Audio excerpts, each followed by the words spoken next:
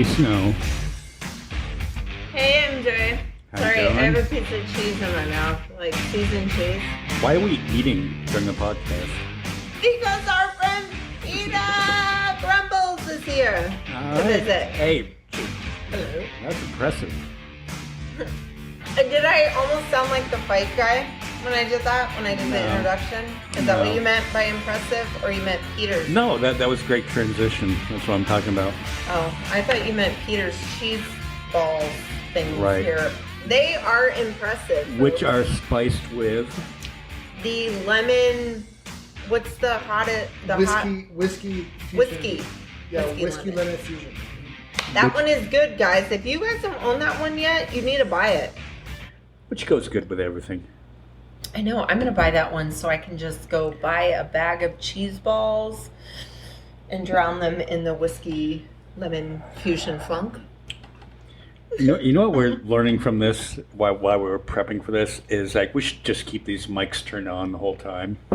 I know. Some of the stuff that we talk about, like in the background, is way more golden than the things that we tell you folks. And you miss out. Yeah, I'm so sorry. But to start out though, having Peter here is a great pleasure because this is our official 1-year anniversary of the Reality Redemption podcast. Yay, Peter! You're like, guys. you're like our New Year's baby. I know. Well, And you get it's to great sit to in be with here. us. You know, you talk about keeping the mics running. I just go back to Hunter Thompson when he would go and Oh my he God, would I keep love the him. microphone going, and because he knew like throughout the entire night he would just get more and more obliterated, and he would play it back and listen, and they would like hear like some of these insane things. You know, I mean, you know, so Was he not brilliant or what? Yeah. I mean, like, a lot of people don't like that movie, Fear and Loathing in Las Vegas, Right. but I found that to be like, I was like, God, maybe I have really shitty taste in movies No, then, it was because really I good. loved it. It was like, awesome. But there's people who are like, Which that movie is awful, and I'm like, so you don't wish that you had that suitcase that they had? Because I always did. I'm like, if you're going on a road trip. some scenes were filmed right outside of where we're recording. yeah. You know, Yeah. out towards the airport. Were they? Really? Yeah, I'm going to yeah. have to... Okay, so, disclaimer. I liked that movie so much back when we had VHS. So, mine's on VHS. But I have a working VCR, so I should just pull it out and then... There's a Watch it that Criterion edition that you can get, and it's awesome. It has like it has like extra footage in it. I think Terry Gilliam directed it. Am I wrong? I might have to IMD that. but- You're probably right. yeah. Probably. You know, All I know is Johnny Depp and Benicio del Toro. Who, Benicio del Toro is on my list. I don't know if I mentioned that before, but he is definitely on there. Did he take Leonardo's place? No. No. I need to find a replacement for... Referring back to the last episode. Oh, I know. Pete, did you listen to our last episode? I haven't had a chance now. Oh, God. Yeah, that was a good one. Speaking of the last Poor episode, I feel bad for Leo, though. yeah. Because he Is does it- do do- other good stuff. Leonardo DiCaprio. He was part of it. Okay. Jesus, I need to watch this. Not his. Yeah, he was a guest. Don't you know? Don't you know? Well, Terry- yeah, well Terry his Gilliam. sexual exploits were on the last podcast. You know, Via Juliana Huff, Yeah, his yeah. cousin? Yeah. Was it her cousin or her niece? Her niece. Oh, So Juliana Huff shared with her niece that she had slept with Leonardo, and apparently it didn't go so good. And the niece posted on TikTok. nice. So Well, you know, there's so much that's being revealed on TikTok. I think that the bar has been set when what was it? Trump's press secretary, who am I thinking of? the Baghdad guy that- Barbie. the guy that was on Dancing with the Stars. Yeah, no. The lady, Yeah, right? yeah. Baghdad Barbie. So- Kaylee McEnany. No. The other one. Sean Spicer. Sarah Suckaby. No. Sanders. God, I know. Sorry, you do have the smoky eyes, though, girl. Wasn't that what you got so... That was the thing that was most ridiculous about her, getting so mad at the comedian that was like, giving her compliments, basically. Yeah. A smoky eye is really hard to accomplish. Especially when it's made with like, the burnt ash of lies, or the burnt of truth, I'll think of her name in a while, but it was her daughter that put her out on point and pointed out that she had COVID. Oh, I know who you're talking about. Kellyanne Conway. Kellyanne Conway, yeah. I love her daughter. Like, if her daughter is listening right now, and you are one of my heroes. Like, I love that kid. Yeah, Kellyanne, and she put her mom on TikTok and was like, yes, this is weird. Mom's coughing a lot when everyone else got sick from COVID. And, and then her mom was like hacking up a storm and like totally blew her cover that she had gotten COVID. It had gone rancid. And her dad is the guy who's like in the George Lincoln Conway. Project. Yeah, George that Conway, is like that was running the ads against Trump because he couldn't stand Trump. One of the sane Republicans. Yeah. Yeah, but their daughter's like a total liberal. Like, their daughter kicks ass. I love that girl. Yeah, she is. Wonder how that happens. I know. Like, I don't know. Maybe she's like, I've had to deal with these assholes for years. I never liked to think they said. So, just go back on point to this is the first anniversary of this podcast, and the first podcast was right after the George Floyd protests, Black Lives Matter, and all that. And it's kind of fitting that to the day of the first anniversary of this podcast, that Joe Biden signed into law that Juneteenth, June 19th, is a federal holiday. Woo! Yes. Peter, raise your imaginary glass. My emotional support bear, yeah. Yes. Now, being in the area we're located, how do you think that news is going to go down tomorrow? I don't really care. I'm glad that it passed. I'm glad that they at least got enough non-asshole Republicans to pass this bill because this is an important bill. So we had a couple of them that turned out to be douchebags about the whole issue. Mm-hmm. But you know what? We're not even going to be giving them credit by saying their names because fuck y'all. It passed. It should be a federal holiday. People should have known about this years ago. Like years ago. Like tons of years. Like decades ago. Like almost a century ago, honestly. And on that note, before we move on, this Saturday in Kingman, because we have some Kingman listeners, down at the Railroad Park, there will be a barbecue at, I believe, 3 p.m., to celebrate Juneteenth. So so just to clarify, like for those who don't know what Juneteenth is about, it was a holiday that began in Texas, and I know just because of my political work, in Arkansas, it was Juneteenth was a big deal in Arkansas, and so Juneteenth was started in Texas by former slaves, and it was to commemorate the end of slavery. Mm-hmm. And it's a huge deal, especially in Southern Black culture, that you celebrate that. And it's, it's a lot of barbecues. It's a lot of, people getting together and just, there's a lot of parades and, marches and stuff like that to really commemorate it. And it's a huge deal. Right. Especially in the South, especially in like the Black community. And so it's really, I know there's some pushback of the fact that the Civil Rights Bill has stalled out, for the Voting Rights Bill, has stalled out in Congress, and yet they were able to get this passed. And so there's a lot of like kind of that, I don't know, it's, everyone likes to point out this, intellectual dishonesty, but I don't ever think it really goes anywhere where, well, you could pass this, but you couldn't get this done. I think that eventually, I think they will pass a Voting Rights Bill. If it's not the HR 1, it'll probably be the other one, which is a little bit more. It's a little bit more toned down, but I think it'll go a lot further. But the Ben Shapiro's have gone out and said, like, well, what's next? Like, are they gonna create a Cinco de Mayo day? And so maybe we should, asshole. It's like I'm so sick of that guy.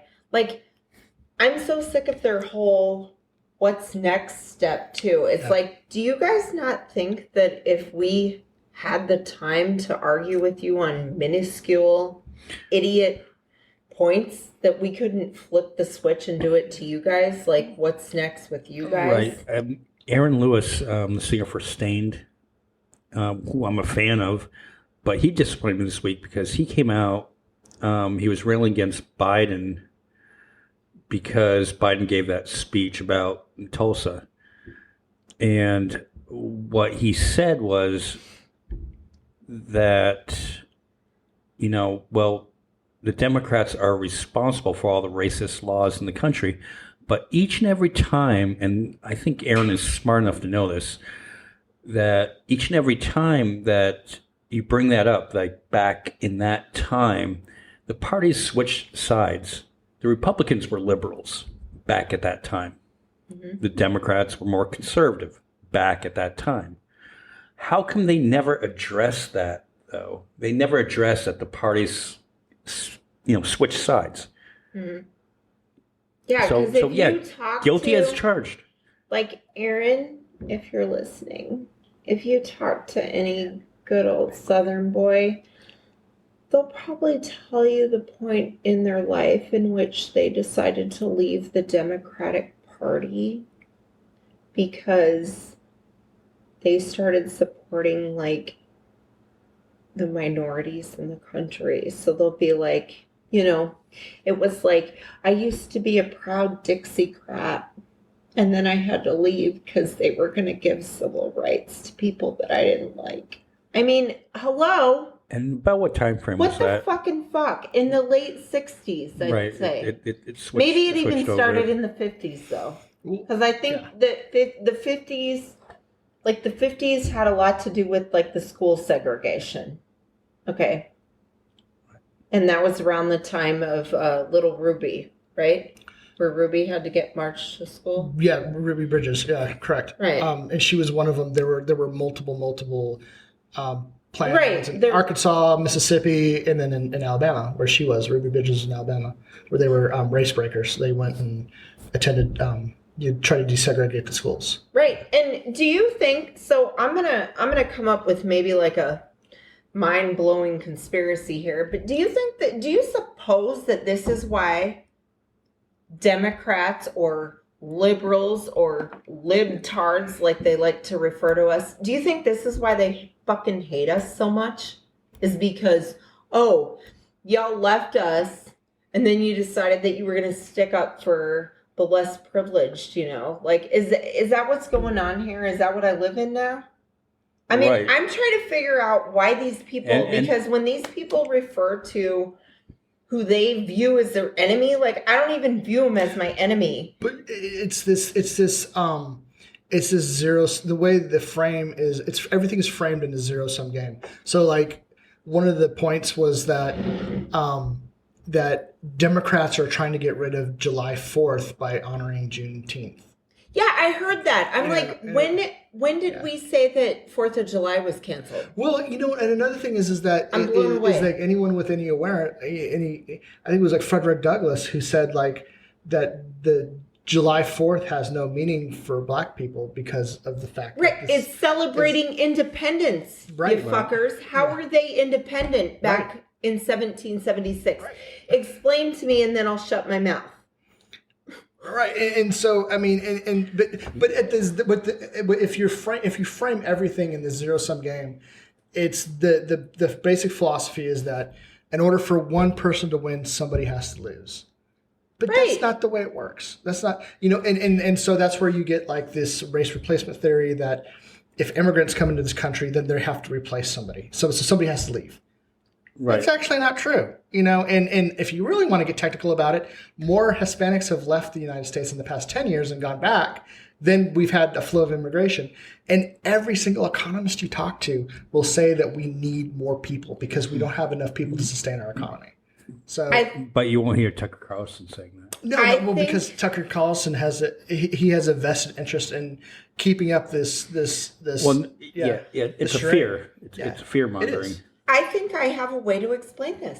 I really do, guys. Okay, so in America, we are taught to love our sports teams, right? Go Pats. Okay, go Pats. I happen to be a Niners fan. Peter? Washington. Okay. Oh, I'm sorry. Hey, we've got 5 Super Bowl appearances. Yeah.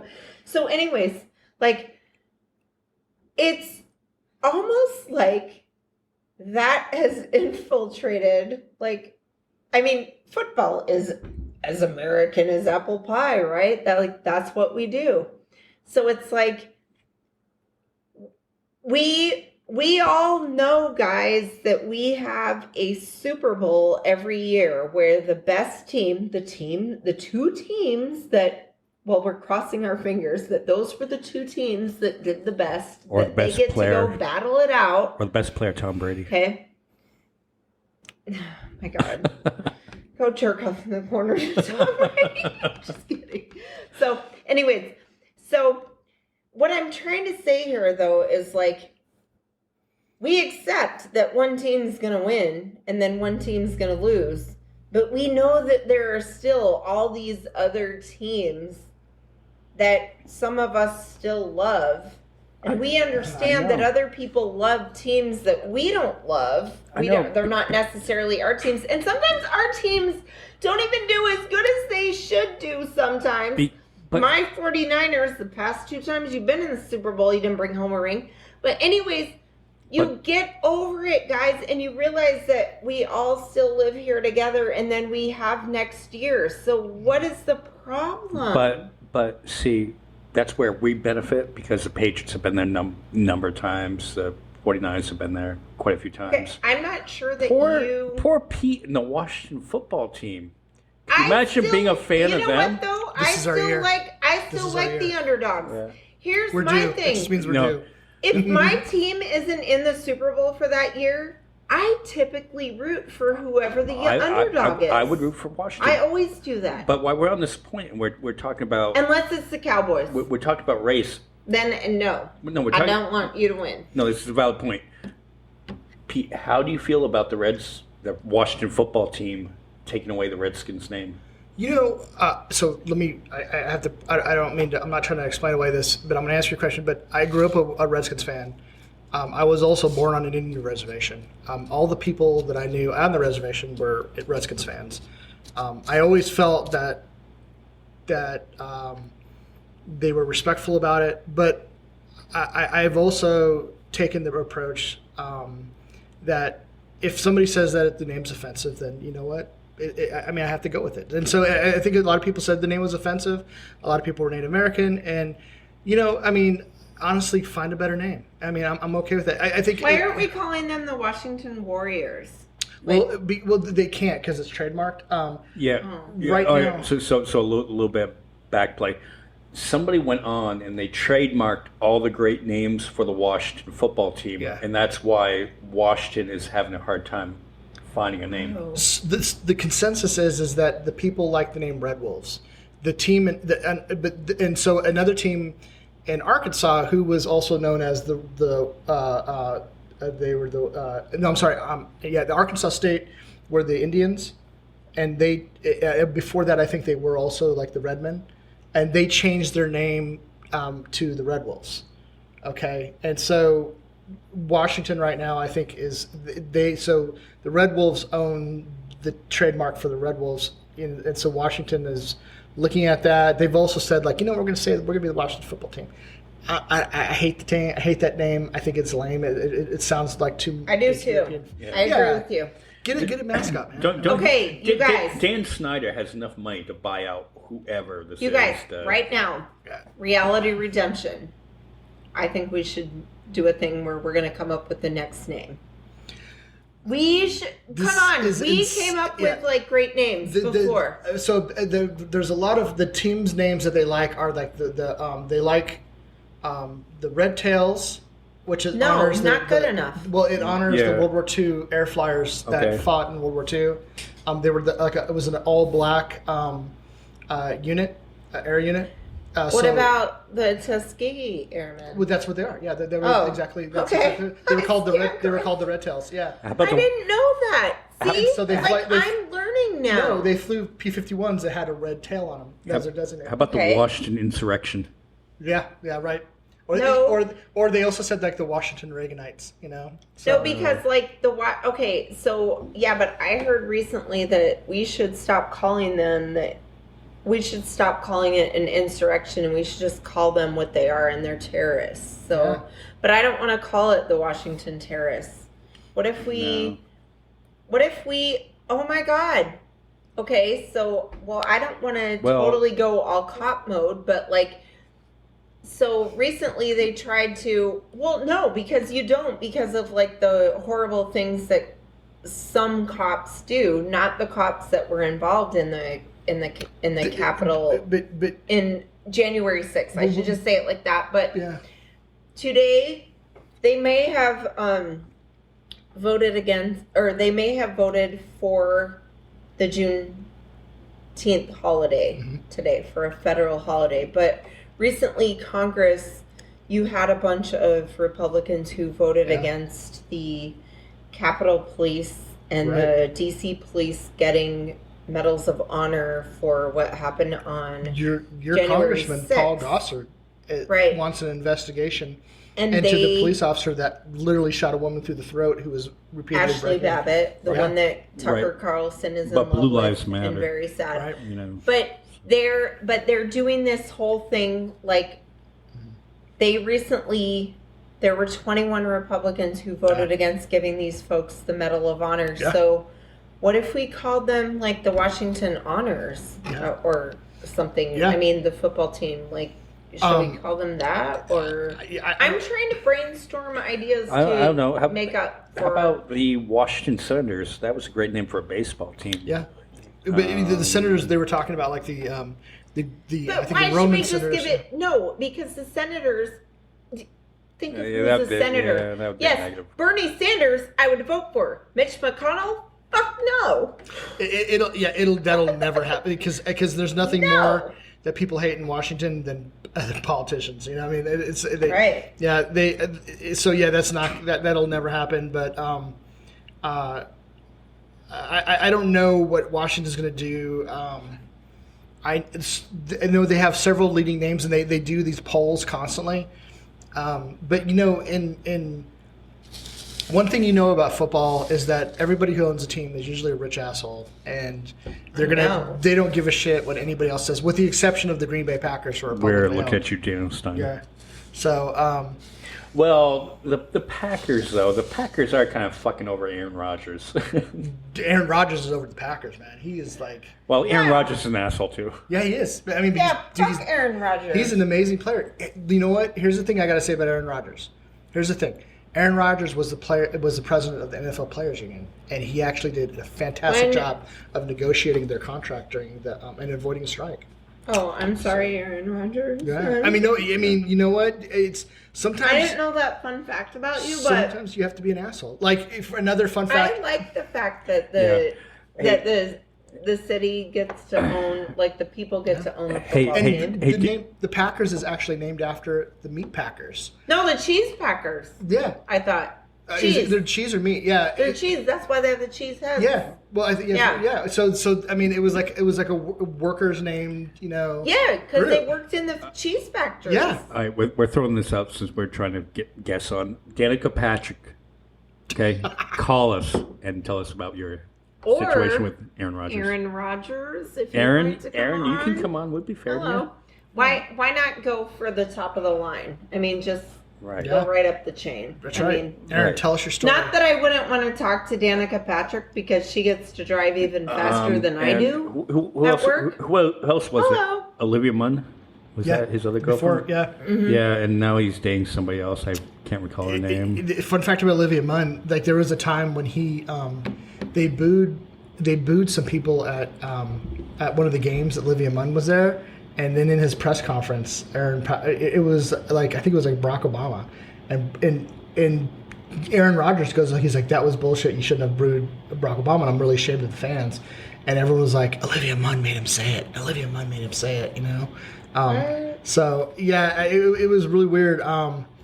But anyway, they didn't last either. But yeah, he's notoriously difficult. You know who else is notoriously difficult? So it was today. It was revealed that Russian hackers hacked into the Teamsters computer database and demanded $2.5 million. Demanded $2.5 million in ransomware to release, because part of ransomware is it goes in and takes over your system, and you have to enter a code in order to get the ransomware out. So the FBI was like, go ahead, pay up the money, and the Teamsters were like, fuck no. And they negotiated the We know how to strike, They negotiated the ransomware terrorists down from 2.5 million to like 1.4. So they shaved off 1.4 million. It was like 1.1 million. They shaved off 1.4 million dollars after the asking price, and then they settled. They got the code to release part of their system software, and when it came time to pay, the Teamster said, "Fuck you again. We're not paying," and they didn't pay the ransom. Because I was gonna say they should have done the whole thing. Guess what? We'll pay you when you can tell us and prove to us where Jimmy Hoffa's remains are. And until you can do that, you can go fuck yourself. They fucked these guys up. They negotiated them down. They got them down $1.4 million. They got them to release part of the software that was held hostage. Then they didn't pay. And then when they asked them, they said, "Hey, what are you going to do?" They said, "We're not worried about it because none of our membership lists got leaked, and we would rather just spend the money to have somebody else build another system to replace the one that's now completely corruect." In case y'all didn't know, Teamsters are badasses. In case you didn't know before, let me just remind you.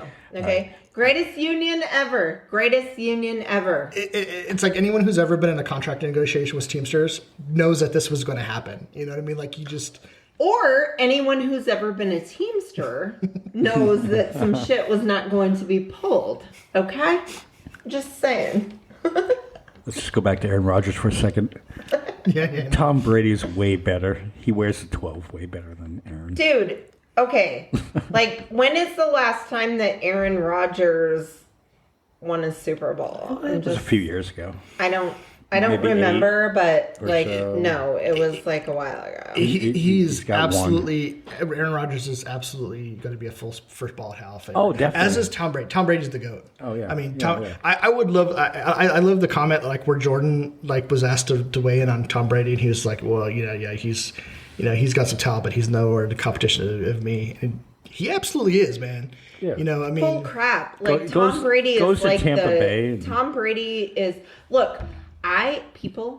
Tom Brady is not my favorite person, okay?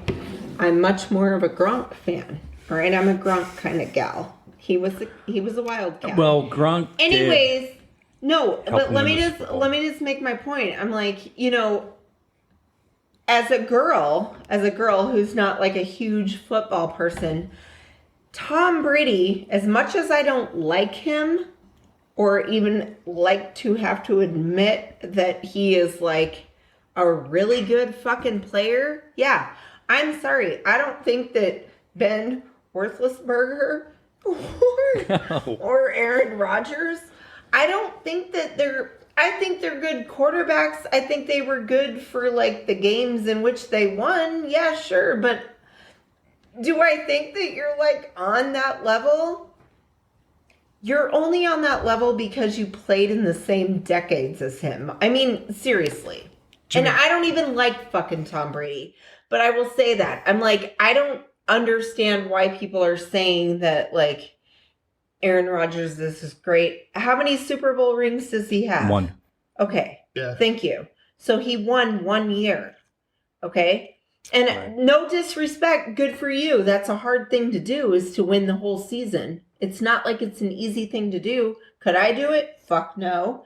But, to sit there and say, yeah, I mean, you probably should do, like, Jimmy Garoppolo caller. As much as I do not like Tom Brady, he is a fucking really good football player. He's fucking amazing. Yeah, he's got an amazing drive. I mean, Jesus, man, he went to Tampa Bay.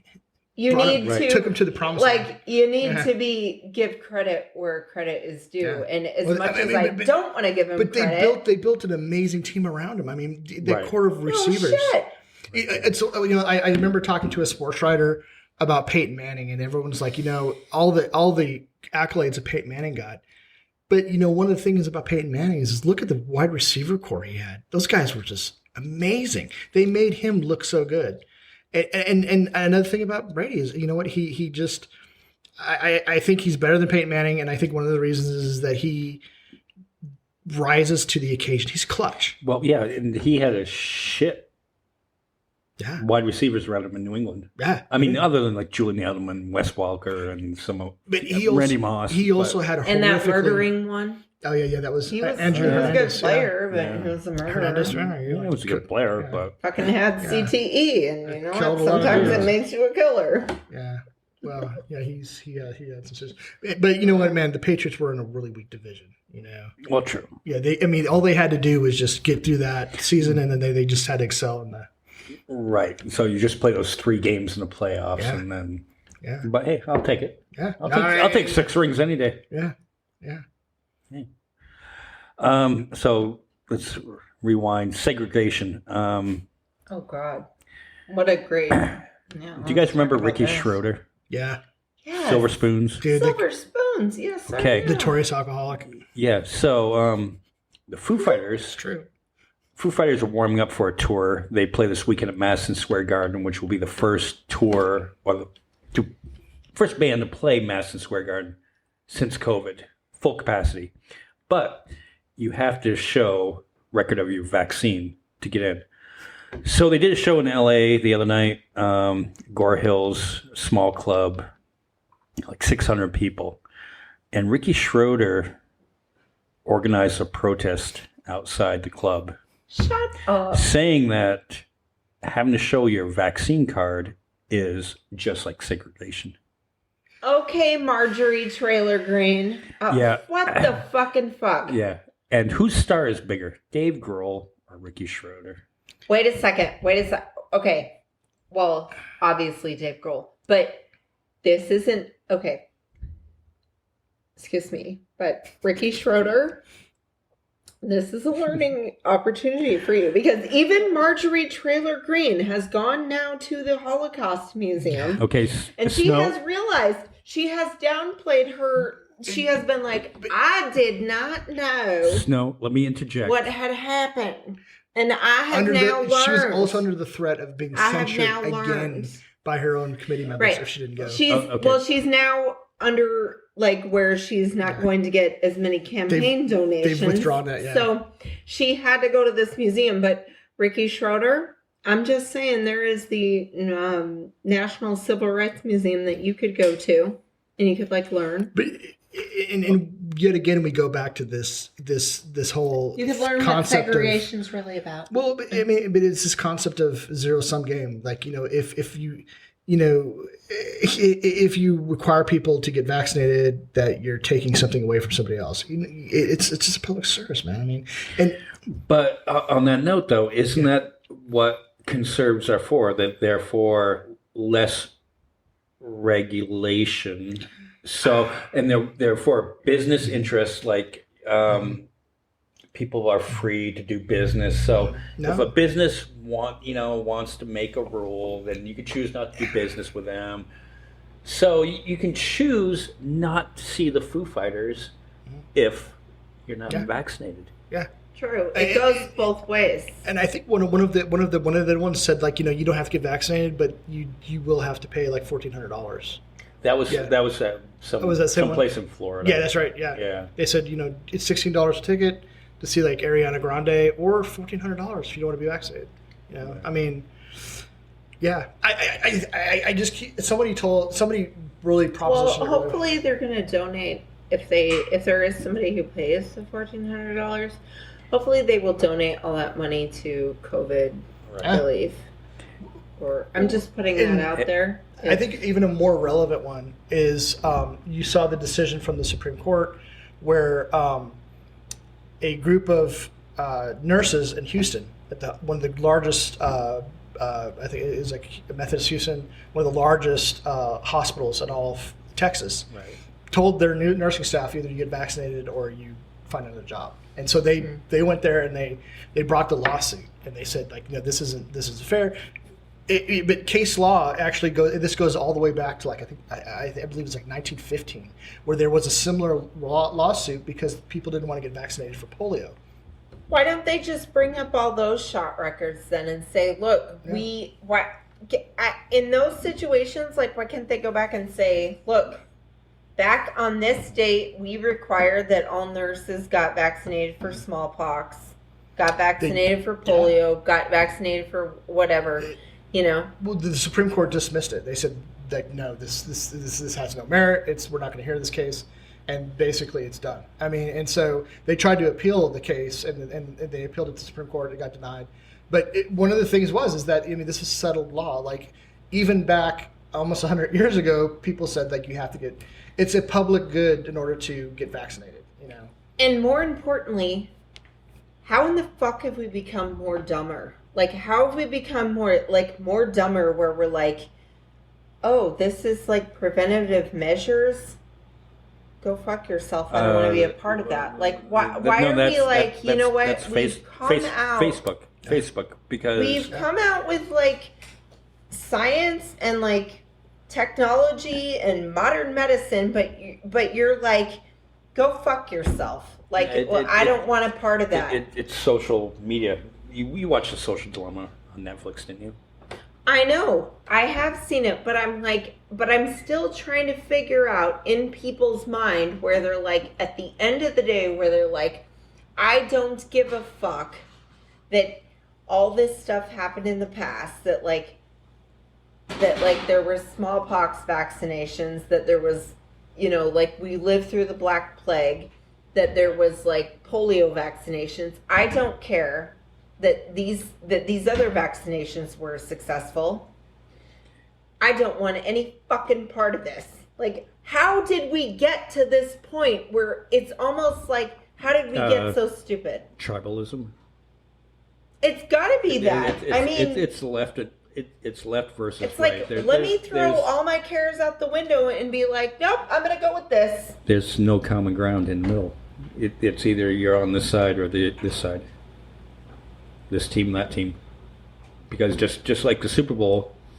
I just want to be on the side of living. No, it's like Super Bowl. You're either a Patriots fan or a 49ers fan, and there's no common ground in between. Yeah, but you know there's other teams. Like, you're okay, it's not the end-all be-all. And then, like, somebody else will be in there next year. But you know, here's the point. But in the political system, there is not a third team to go with. Not a good one. You might have the Washington. You might have the left, the right, and the Washington football team. Teams. We need more teams. Yes, because if we had those teams, more teams, folks. Yeah, third parties. Oh, thank you. We're getting food. All right. So we're like prepping food. So Peter, what are we doing for food tonight? So we actually have a recipe for crab cakes, and typically what we would do is you cook it and then you kind of mound it down into like these little balls. You could eat it the way it is, or you could basically kind of sear it on a grill, and then make kind of like make a really crust patty on it and stuff like that. But we just went ahead and did it just like that. But yeah, so it's a recipe that involves with our Bootsie's high-tone white barbecue sauce, as well as our whiskey seasoning that we had earlier eaten on the cheese balls. So, holy shit, that's good. It's so good and so hot. Like, I'm sorry. And it's fresh off the oven, man. This is the first time we've actually eaten on the podcast. We usually take a break. Talking. Yeah, we either eat while talking, or we take a break, or eat before or after. Sorry if my chewing I forgot to add in some lemon juice, but yeah, it should be fine. Yeah. So, so with the crab, what you use, like, I'll go ahead and send you guys the recipe. You use 2 pounds of lump crab meat, and I swear to Christ, I don't know what's going on. But I went to, we have a restaurant, a supply store that caters only to restaurants. It's below wholesale prices. I went there to buy some lump crab meat. They have usually 4 different types. You have blue crab, and then just different types of crab. You know, you could claw meat, just different leg meat.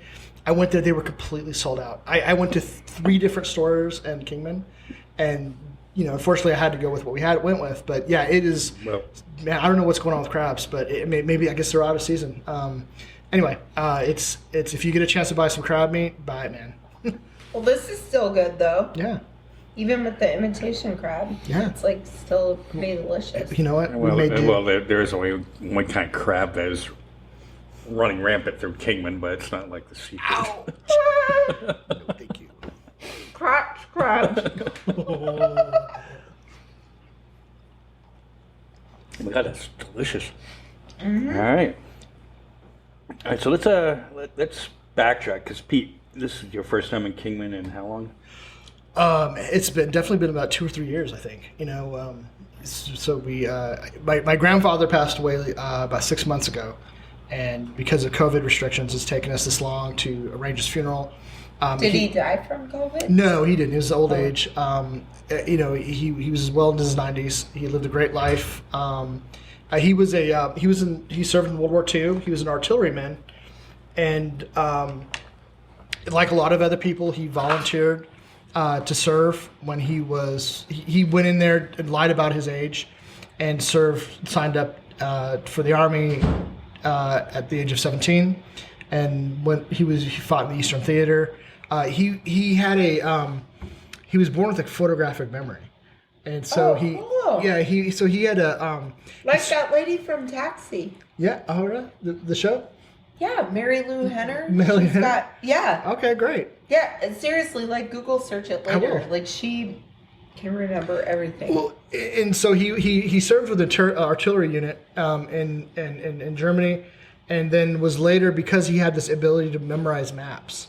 Cool. They sent him to the Army Air Corps, and so he actually started flying on bombing runs over Germany because he could memorize the maps and make the bombing runs more accurate, even if it was like overcast and stuff like that. So yeah, he serves his country, and he was interned at the Veterans Cemetery in at Camp Navajo, and which is south of Flagstaff, and it was a very nice ceremony. It was a military funeral, and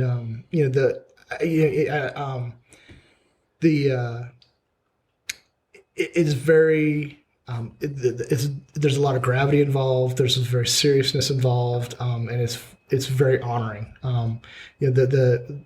The honor the color guards, when they present my mom with the flag, it was really serious, and so it was a great tribute to him. He would have definitely liked it. So anyway, Was it on the Navajo Nation? No, it's called Camp Navajo, but it's like south of Flagstaff. It's like right outside of Williams. Okay. It probably has its roots back to when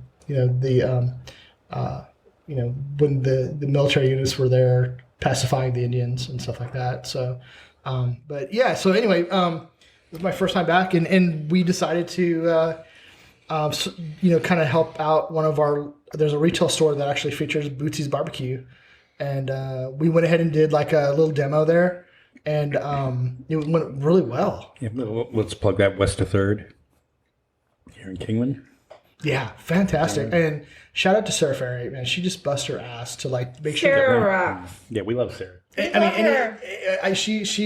I came there and we planned this out about a week ago, and I was like, here's a list of some like things I would like to have.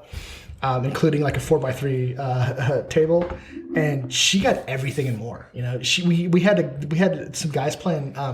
They were playing 2 acoustic guitar players were playing music there. The place was packed. We sold out within an hour and a half, and so Sweet. yeah, like we cleared out all the inventory they had in the back. Like they were bringing up boxes of sauce that they had. And because we cleared out everything on the shelf, and then we went through, after an hour and a half, then they went back and pulled everything out of inventory. So did you already get a new order in for this weekend? Because they're probably going to be back down there to like try to buy more sauce. They're completely sold out. I mean, fortunately, everything has to be shipped out of Memphis. But yeah, they're like there's 2 bottles of Hottest Funk barbecue sauce left. So Yeah, if you guys want some hot. Oh, Oh my yeah. gosh. I need to reload on that. Yeah, that's. I know. all I that's need left. to get some of that.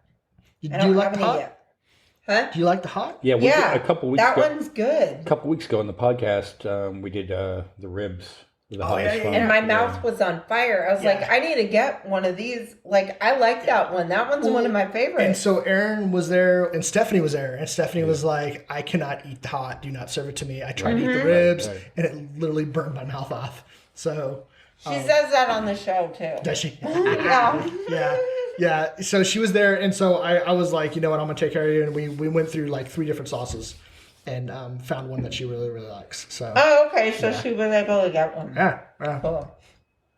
So you had food down there today? I packed 2.5 pounds of pork shoulder that I had smoked when I was in Memphis, and we smoked it with some hickory wood, and it's that's a wood that you're not going to find in this region, so it was very unique, Right.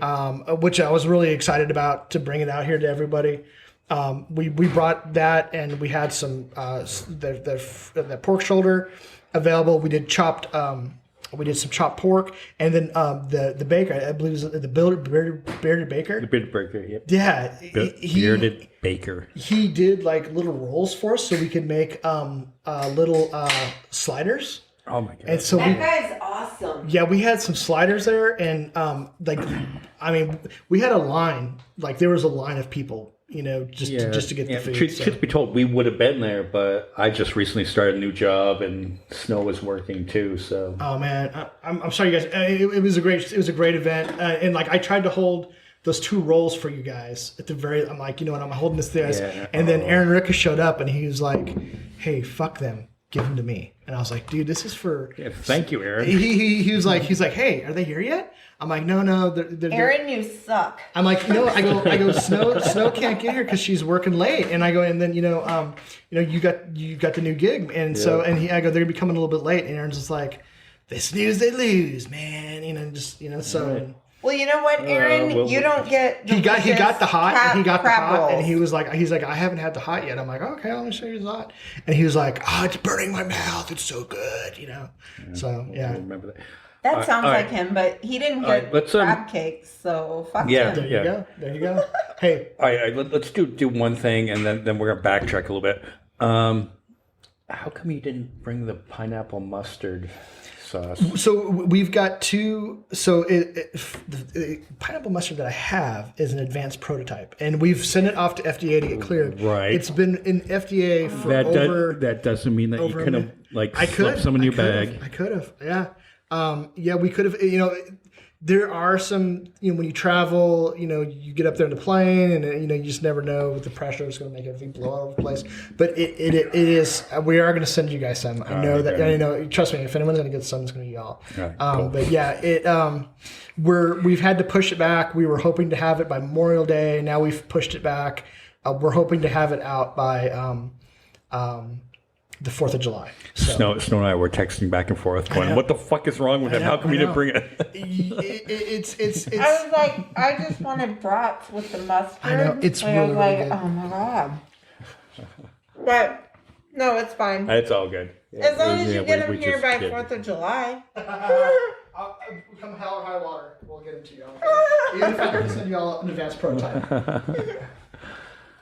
But the crab cakes are wonderful. This is so amazing right now, you guys. Yeah. Like this, what I'm eating, if I could describe it to you, it would be like a light crab flavor with tons of cheese, good spices, and then they're like on these little bread cake things that everything just melts in your Right, mouth. and, It's so good. We'll have pictures up on It's so it's buttery and creamy and We'll have pictures on our delicious. Facebook page. with like that right Always. amount of spice that just kicks right to it. I feel like I'm one of those food judges. We'll have to post the recipe on this. Yeah, we should. We should on this one because this one, like, you will definitely want to try this. Like, it is so melt in your mouth goodness. Right. And it goes really good with beer. So you should have a beer too while you're eating this. You know what we should do? Okay, so we get the mustard. Right. Oh my God, I've already got our 4th of July planned. we have a podcast on the 4th of July because we'll be back from Bill Burr, so we'll have plenty of talk to talk about. Okay. Yep. Then we make the crab dip. Hopefully we have the mustard. We make brats too. This would be like the perfect meal. Oh my God, yeah. You can't get more fucking American than that, can you? Hey, let's just follow up on the last episode. You know how I was talking about the girl who sent me the picture of somebody else's ass? Oh, yes. On the last one. Our friend from Portland, yeah? Mm-hmm. Right. Well, with all that's going on between, everything I'm going through and, new job and shit, I forgot her birthday because she blocked me to be fair, she blocked me on Facebook. She blocked me too. So yeah. I didn't know when her birthday was either. Well, she sent me like a nasty text message saying, "You forgot my birthday. I am blocking you." And at first I tried to apologize. I'm like, I'm going through a lot, and I'm thinking about all this shit. Pete's like, what?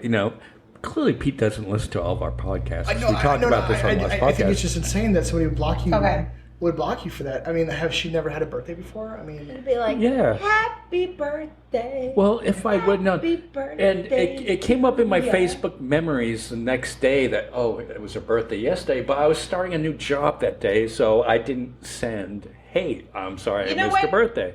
You know what I will say right now though, but that's fucking that's a Facebook thing because guess what? I keep telling people like I miss everyone's birthday because I don't know, for whatever reason, Facebook has stopped sending me the notifications, the birthday notifications. So I'm like, now I look like a total dildo to all my friends because I never say happy birthday.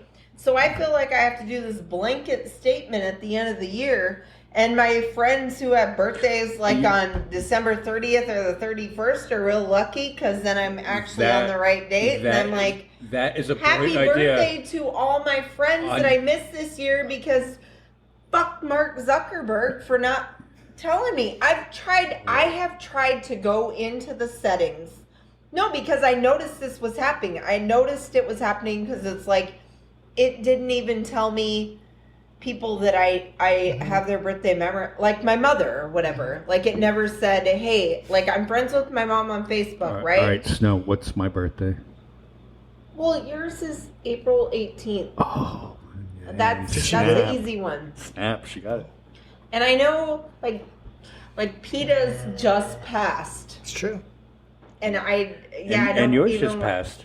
Right. But you guys both got the notifications because I got happy birthdays from you. I didn't. But I just know that you're a Taurus.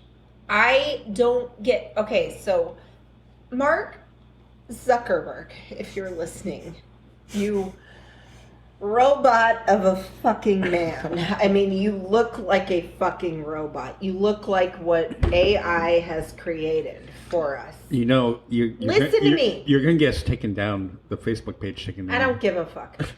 Listen, fuckface. I have tried to go into the settings time and time again and say I have clicked on, I have clicked off, I have clicked on, I have clicked off to try to get you to reset my things to give me the birthday notification so that I can at least tell my friends happy fucking birthday.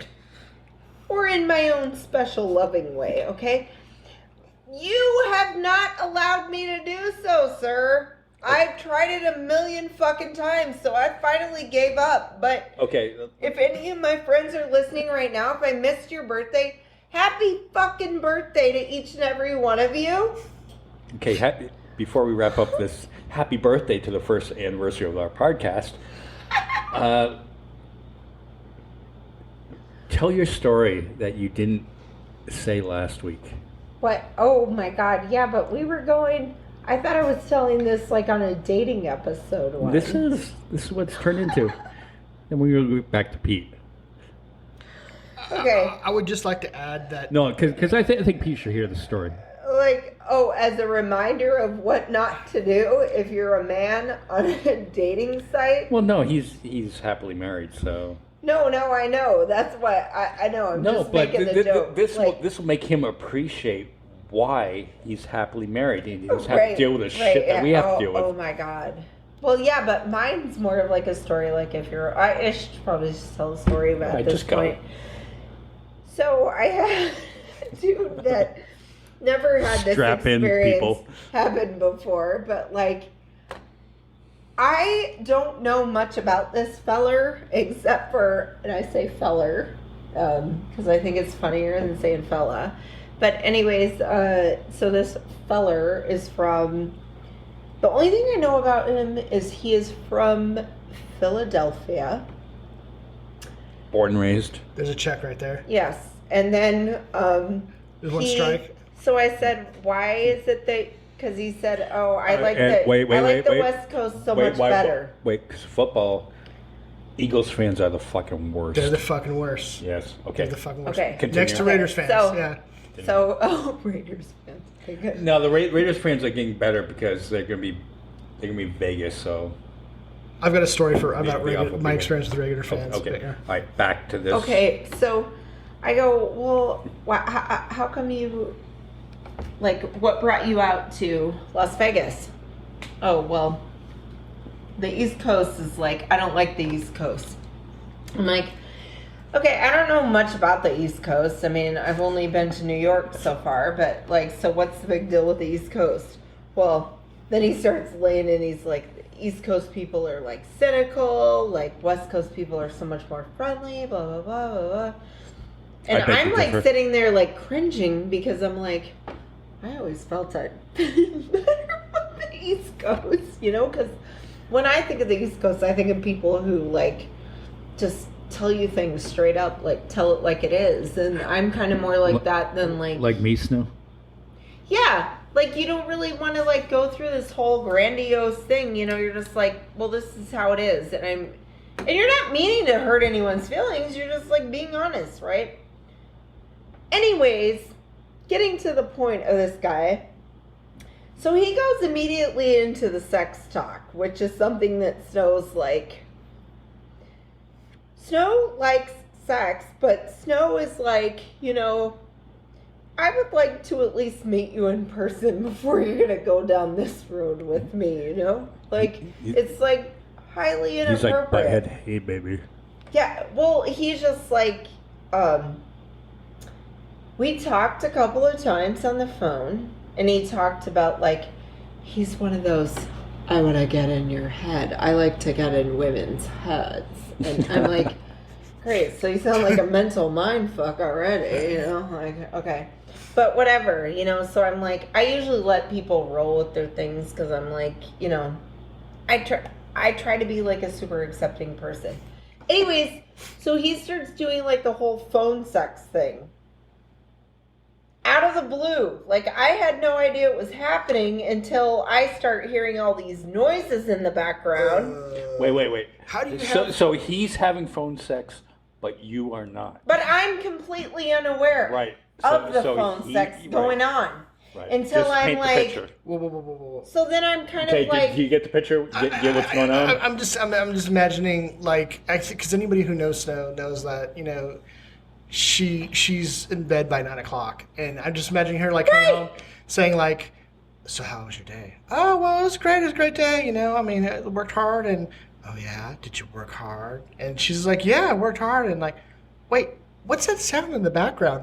Exactly. Are you really? It is like that. Okay, that's how it escalated, you know. How you? I mean, I think much like the real sex, you know, phone sex has to be. There has to be multiple You would people. think that you would Yeah, it want has it to be two like ways. Right, reciprocal. right. Like there There's- would be some sort of There's like there's a way to ease into it, right.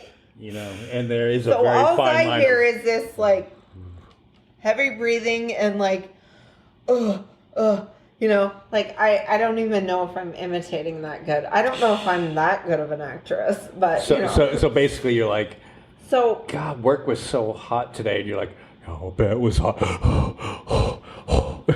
Something like that. kind of like that, yes.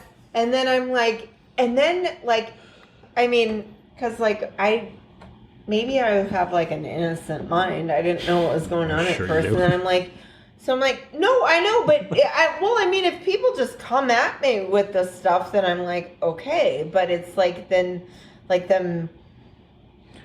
You ever think that he might listen to this podcast and just be, He doesn't listen to the podcast, okay? Sure? Anyways, but he's like, so previously he had sent me all these pictures anyways. He goes, he's all, here's one. This is my friend, and she's with her husband. She really loves to suck cock. Like, that's her fantasy. So he sends me a video of this woman sucking his cock while her husband's watching. Oh. I told you this guy could be. I know, I told you. Okay. No, this gets even so much more. Okay. Yeah. And so then I'm like, okay, and I'm trying to like be like How are you supposed to respond to that? Like, what's the expectation? You know, I don't. I think I just blew that off because I was kind of like, but I'm trying to be accepting, you know, and I'm like, okay, well, you know, that. I think I said that sounds interesting. Oh God! What else do you So you say? encouraged it? Yeah. I guess I ended up doing that, but I was like so uncomfortable, and that's like what my reaction was, and then that just made him like react more, because then I got a text of a gentleman that was like a good-looking guy, and he's like, I want to send you this one because he goes, I'm thinking, well, okay, wait, first I should backtrack a little bit. So he tells me, he goes, yeah, I had this one experience where two of my friends, my lesbian friends, were making out with me, and they had me blindfolded. And so they were going down on me, like they were sucking my cock. I should just say it, like this is my show. I'm allowed to say whatever I want, right? Yeah. So they were sucking my cock. He goes, and then, he goes, so then they, like, obviously it changed or whatever. He goes, but they had me blindfolded, and then they took off the blindfold at the end, and I realized that a guy was sucking my cock.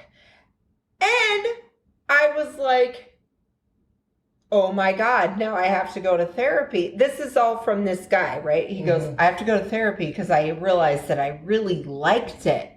So that's why he's into all this mind stuff, right? Like, this is the weirdest experience I've ever had, like, with phone sex and whatnot. So he's like, so then he starts sending me these pictures. I go, wow, that's kind of interesting. Like, I mean, it's like the psychology that goes behind it. So I guess that turned him on even more. Like, I just seem to dig myself into this rabbit hole, right? You're trying to be supportive of this guy and his like morbid fantasies, and you know. And I kind of like the psychology stuff because I'm like, okay, the way that the human mind works, right? So he starts sending me these pictures of this like good-looking guy, and he goes, take a look at this guy for me. I want you to help me decide who I'm gonna let take my ass virginity. I want you to help me to decide. Wow. And I'm like thinking, this is a rabbit hole. whoa, wait a second. Like, dude, I have only talked to you for 3 days. Whoa. I've never met you in person. Whoa. That's very quick. And you want me to help you decide what guy you're going to, like, you've already, okay, so he's already been a giver to another guy. He told me that. But he was unaware he's of never it. been a receiver to another guy. You know, And he's like, so I'm thinking that I will go with this guy. So I go, that's quite a leap. so in my mind, I'm like, okay, so we've only talked for 3 days. You know what I mean? I'm like, makes perfect sense that I'm the one that helped you. And I go, I'm looking at this guy. This guy's a hot guy. Like, you showed me his dick. Was he Pretty impressive. Yeah. I'm like, you should go for it. You should. You should. How long did it take before the dick pic arrived? I'm curious about this. Like, maybe like 12 hours? Maybe like 5 hours. 5 hours. Like, I don't know. Like, it's funny that being in a long-term relationship, I let me just tell guys that women are not impressed with your penis as much as you're impressed with your penis. And this is coming from, this is my 13th year of being married. Speak for yourself. Yeah, I'm going to be really honest. Women just are not. If you really, really, really want to impress a woman, do the fucking dishes and fold the laundry.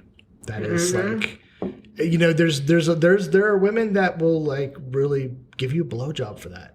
That's all you have to do is just when they come home, without them asking you, have the dishes done and fold the laundry, and that's all you got to do, man. Yeah, be thoughtful. You don't have to do a whole. I mean, but this whole thing of like, hey, check out my dick. I would say probably about the majority of women are not that impressed. So, sir, if you really want to get into women's heads, start doing the laundry cleaning. Ask them how many folds they would like their towels to be folded. Ask them what kind of and I want to send this message out there to Sirius XM. Howard and Robin are going to be retiring in like another 4.5 years, so keep us in mind because Snow and I are the new Howard and Robin. God, how do we transition from that to back to Pete? Do you have any crazy girl stories back in your youth? When I was dating, I had some crazy. Dating in the South was awesome. Dating in the South is awesome. How was dating in Kingman? I didn't date a whole lot at Kingman when I was here. It neither was. do we. Yeah. It was. Because it's hard. Yeah. I had a long-term relationship with a girl who cheated on me constantly, I think everybody goes through that stage where they have somebody who it's like the sex is great, but she or he is absolutely crazy. And it's just there's a lot of infidelity involved, and you look back and you regret the fact that you passed up on all the other people that probably would have treated you a lot better. But at that time you're just looking to have fun. And so do you ever tell her I'm a lawyer now, asshole? It was crazy because she would continue to call me even after she was married and ask me advice on stuff, dealing with kids and stuff like that, and it was like. There's a phrase of like it's called psychic vampires, and I finally told her, I was like, you know what, I can't handle your shit. Like I don't want to deal with it anymore. And she was really offended. She's like, you know what, I've been, when I talk to my husband about these issues, he tells me to call you. And I'm like, I don't want to fucking talk to you about this stuff. Like this is like. Her husband doesn't want to deal with her either. Yeah, well, it's emotionally draining, and I don't want that. You know what I mean? And so I reached a point in my life where I didn't want to have to deal with that anymore. And I told her that, and that was kind of like the last time I'd heard of her. So you did not go visit her on this trip? No. You didn't even say hello? No, I don't. I definitely. I avoid all that. It's just not. It's not productive. There's just like nothing that's going to come good out of it. I think the craziest one that always left me really head scratching was I dated a girl that we went out and it was we met with her and like 3 of her friends and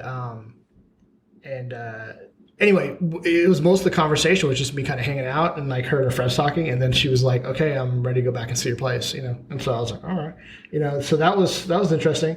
And then I remember she told me that that her period is in like 2 weeks and we could do anal then. And I was like, okay, And so this was like this was like during our first date.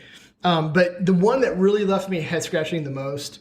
Oh, when I was single, I had this really sweet sports car, and it was all like slammed down and like what was it?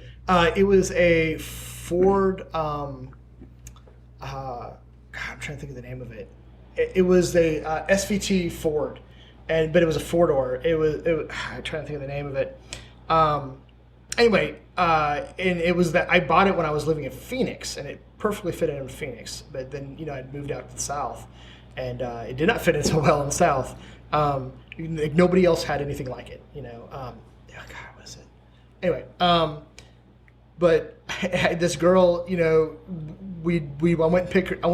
went to meet with her and she was having a picnic with her family, and she could not fit in the front seat of my car, my sports car. And it was like, it had like the formed racing seats. Right. You know what I mean? And it had like, it wasn't a 5-pin like latch, but it was damn near close to it. And it was stick shift, and like she could not fit in the front seat. And that was like a really big butt? yeah, Or... she was a big girl. But like she like catfished me because like the photo. I like big butts and I couldn't know. Well, and it was awkward. Is like I was mad because she catfished me, and I remember driving her, and she was like, I could be really good to you. I'm like, just stop. You don't do that move where you kind of like cruise by beforehand and go. No. So I went to the date. And, oh my god! And it's it was like her the Friday movie when that girl's like, "I look just like Janet Jackson." Yeah. Yeah. And so yeah, that was so awkward. And I went there and I spent the entire time playing with her nephews and niece and nephew, and like they were 6 and 7, and we were like playing hide and seek and stuff like that. And I just did everything I could not to interact with her. And then I drove her home, and she was like, I could be really good to you. And I was like, I mean, I'm not, it wasn't the fact that she was a big girl, but just that she lied to me. And then, she like literally couldn't put the seatbelt on, and it was just awkward. And I just couldn't do awkward. But the weirdest date I had was a girl she was a wildlife biologist. And she told me that, we were talking, I'm like, well, what do you like to do? And she's like, I like to go to like Barnes & Noble and kind of check stuff out. I'm like, okay, cool. I mean, I could get that. What's your favorite book? And we talked. She told me her favorite book was Where the Wild Things Are, and I'm like, oh, okay, yeah, right. You're just yeah. like, oh, okay, yeah, So well, you're like, I like that book too, right? Who Who doesn't doesn't like book? that? I mean, yeah, great author, and so shitty movie, but yeah, right. And so we went out for dinner, and then. It was like, you could kind of feel sometimes when the chemistry isn't lining up really well. But she was like, well, there's a Barnes & Noble right next to the restaurant. And I chose the restaurant specifically because there's Barnes & Noble. I'm like, hey, you want to go there? We could look at books and stuff like that. And so she went in there and pulled out like a bunch of like National Geographic like DVDs and stuff like that they have there. Because these have that audio video area where you could buy stuff. And like these were like $70 stuff. And she's like, hey, do you want to buy this for me? I'm thinking to myself, like, I don't. I did. I was like, I do not want to buy that for you. I mean, like, no. Like first date, like probably not going to do that. And so yeah, that was how the date ended. And I was just thinking to myself, like, who goes on a first date and is like hits the guy up to buy him a bunch of shit, at Barnes & Noble? Princesses. Or chicks that think they're princesses. It was really odd, So anyway, yeah, that was probably my weirdest awkward date. I think. I know it's probably there's a few other ones, but yeah, that's one of those things where you come back and you're like questioning yourself. You're like, what is it that she saw in me that was like, hey, this guy's gonna buy me a bunch of shit, So I don't know. Yeah, I can't even answer that. Like, as a woman, have you ever gone and like asked? No. Has a guy ever bought you stuff? And said, you know what, I want you to have this. No, only like maybe like flowers. I think, and that was like such a '90s thing to do. Like, guys don't even do that anymore. Wait, fine. hold on. Which is fine. I don't care if guys I did don't. just do that recently. I sent some Yeah, flowers. but not on your first date. You're not showing up there with flowers. Oh no, not on the first No, date. that's what he was saying. Maybe like, after the first date. Yeah, no, that's nice. That's like a nice gesture to send the flowers. Like that. That is a nice thing to do. Hopefully I wasn't creeping there. Well, I mean, but and let me ask you this: like the flowers, does that now? Like, does the flowers, is that after like the date has been, the relationship has been consummated? So is that a post-sex thing? Was it? It was after the date. Okay. Was consummated? Was it? After that I'm point? not gonna say. No comment. No on comment. That one. Okay. Yes. Yeah. So. But yeah, that's totally appropriate to do it then. I mean, there's nothing wrong with that. Like, that's kind of saying, like, thank you, you were really fucking awesome. Mm-hmm. Like, I mean, honestly, like but to show up like, I don't know. I don't feel like guys need to show up with flowers like on a first date. Like it is kind of like why? I mean, that was something romantic that like guys did back in the day. Let me ask you this: like, do you, if a guy offers to, if so, that was before Two Live Crew came around, you know? Okay, and then guys turned into that. Right. Well, so I've heard women talk about dates where they go on a date with a guy and the guy orders for them without even asking them what they like, and he's just like, she's gonna have this. Oh God. You know what I mean? Ew. Like, no, I would not be for that. You like, know. I've never been on a date like that. I've been on a date where the guy asked what I wanted and then ordered for me, and I was fine with that. Was it like a you Mexican know? restaurant where they only spoke Spanish and he spoke Spanish and knew that you didn't? You know? Or? No, it was like an English speaking one, which I don't care because like I'm not. Okay, I am a feminist, but I'm not like that much of a feminist where I'm like, you will not fucking order from me. If they want to do that because they think it's a nice gesture. Now, however, I will say, if you think that like that means you're gonna like get into my pants later, like I don't think so, because that's where the feminists will roll out, you know, and I will decide if you will or not. No, on said first date though, we met for lunch, and it was at a place she knew. And it was at a place that I know nothing about. So I'm looking at the menu going, I don't know what's good. And I'm like, you know what? You just order. Well, okay. You just order. 'Cause Yeah, she but that's knew. fine. And it was amazing. Well, and so like I think there's that power dynamic when you go on a date. Obviously, you want to know about enough about somebody. You're compelled to make them happy, and so like I've taken people out on dates where they've said like, you know what, this is my favorite food, and I'm like, you know what, I have a surprise for you. I have a place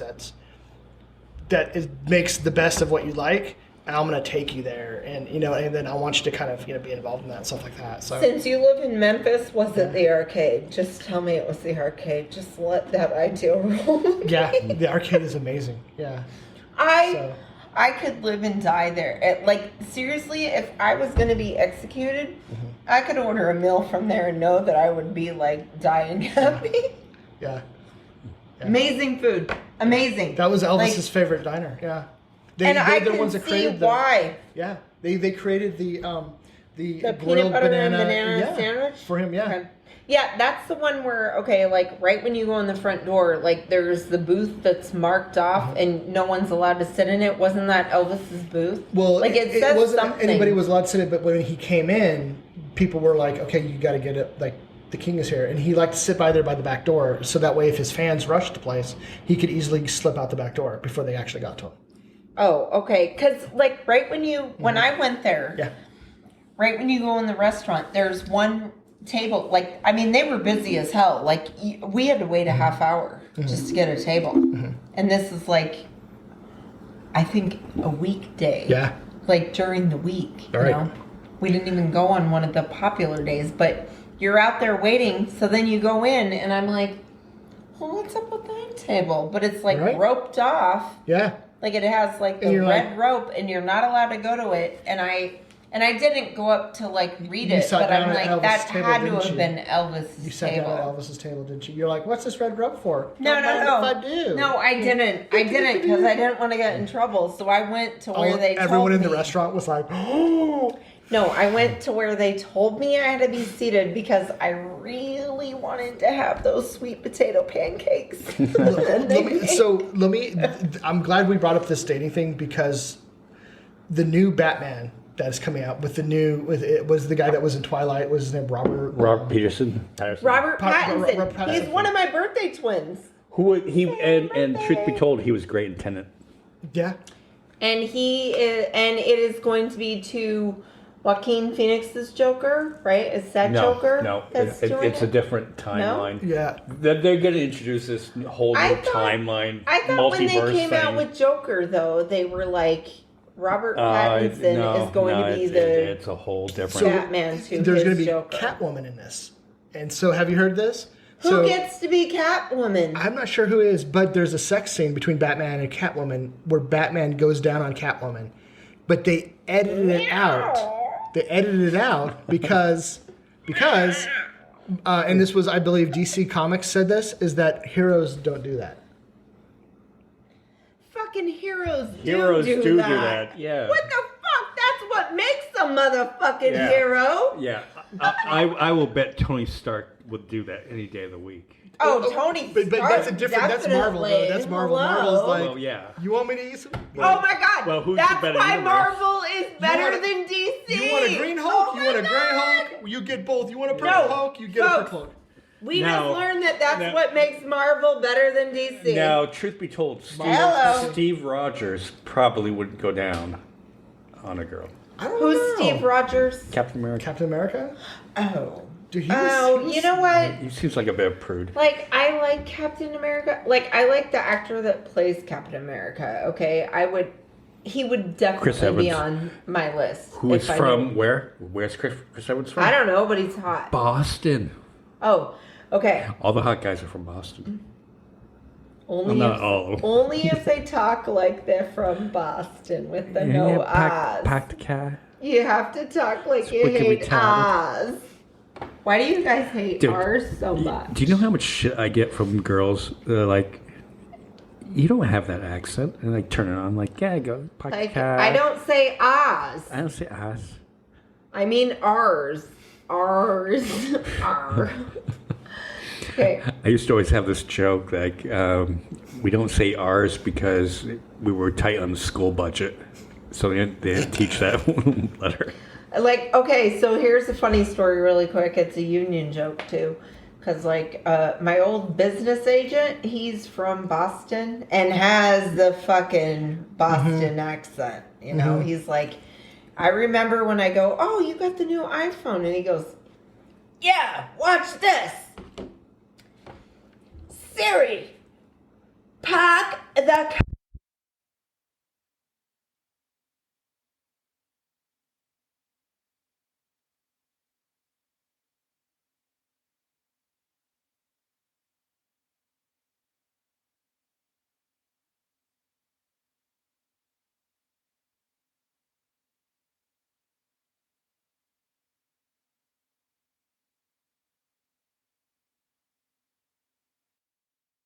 The new meme that's like blown up. That's Julia Roberts' No, niece that's playing. that's the girl that was from. But that's Emma Roberts. No, Hey, no. hey, we're sorry about that. know, we Snow lost- got so excited we lost I power know. there for a minute. When Snow does accents, it is sometimes super powerful. So, Okay. anyways, back to my. So he goes, park the car in Harvard Yard. Pack the cat and have dad. And then so he's like, so then it's like, See, that doesn't sound hot at all. we're Pack the cat and have a dad. pack the Pack the car cat in in Harvard Harvard Yard. Yard. So he goes, no, then Siri goes like this, calling so-and-so. He's like, no, I didn't tell you to do that. He's like, see, Siri doesn't understand Bostonian. Oh well, Neither does most of America. when Right? back when phones first came out, smartphones, and it was an iPhone, one of the early versions. Alf. I would always, when I would be texting a girl, I'd be texting car, but I would always be like CAHH.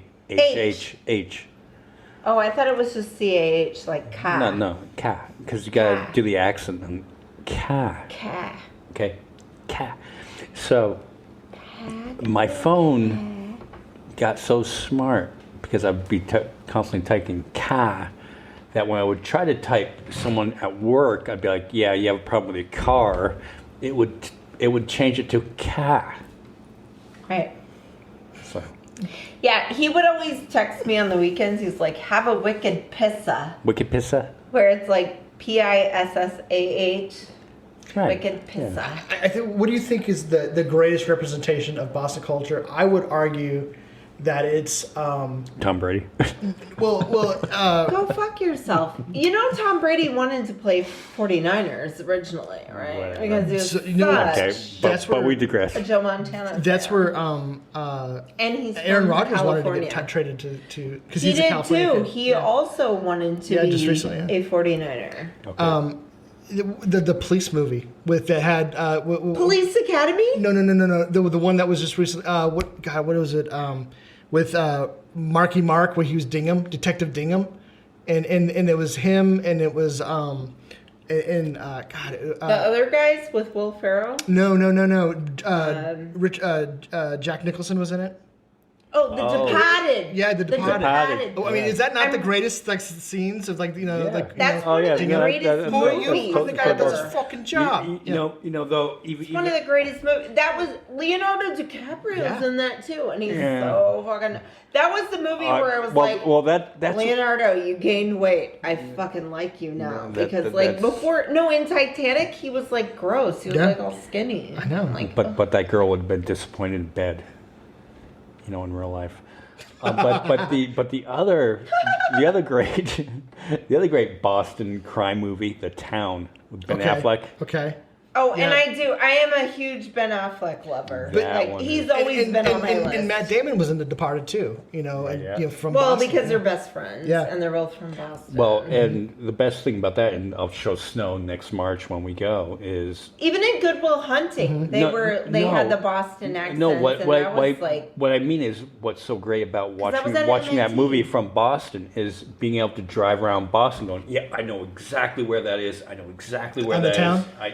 The town. Oh, too. motherfucker, when we go for Snow's fucking bucket list, which is to go see the Dropkick fucking Murphys, which is also a Boston motherfucking band. Well, sorry, Quincy, because I don't want to get in trouble when I go there. I realize you guys aren't technically Boston, Quincy, but Massachusetts band. My favorite pro-union band of all time. When we fucking go there, then you can be like, there's this place, there's this place. By the end of the week, folks, I'm going to be like talking like a fucking Bostonian. One of the best times I had in Boston was after the Red Sox won the second World Series in 2007, and they did the parade. At Fenway Park. Well, they start at Fenway Park, and then they go down to Boston Common, and then they jump on the duck boats, and they do it on the Charles River.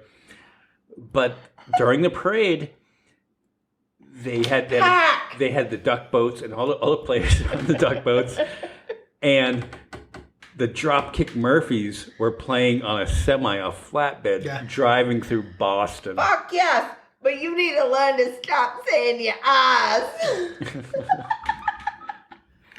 I tried to learn to enunciate for the podcast. I'm all yelling at an official Boston it took person a year to do this. on their accent.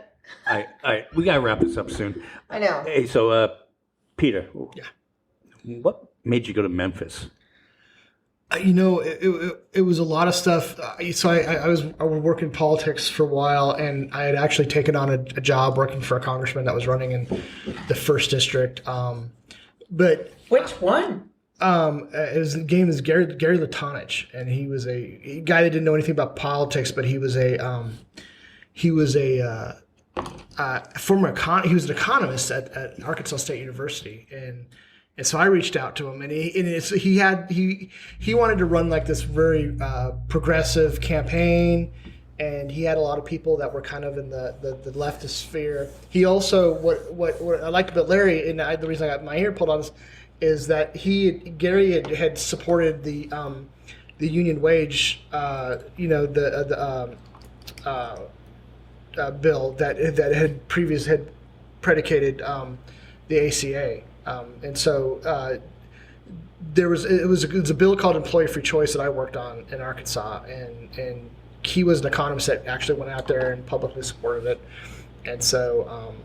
Anyway, I was told like, hey, this is a good guy, help him out. He doesn't know anything about politics, but he'd be a good guy if he won. So anyway, but what happened was that I had worked on the ACA, the Obamacare, and part of my job was to basically hold a lot of the blue dog Democrats accountable, and these were guys like that were there in Arkansas. Arkansas was a Democratic run state at that time. They had three of the four. The Clintons. Correct, and three of the four congressmen were Democrats. Both senators were Democrats: Blanche Lincoln and Mark Pryor. And then. And have you ever been to Eureka Springs? Yeah, it's awesome.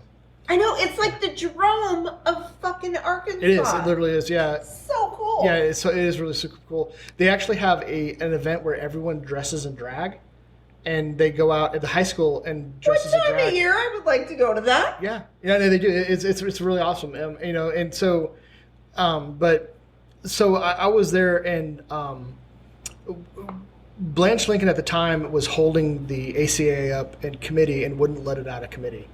And so part of our job was to convince her to let it out so they could have a full vote so it could progress. Otherwise, the entire, you know, the fact that we're going to have health care, which I might add, for the third time in a row, the Supreme Court has upheld that the ACA is legal. That just happened. Precedents came down today. So, Yeah. you know, I worked on this bill in 2009.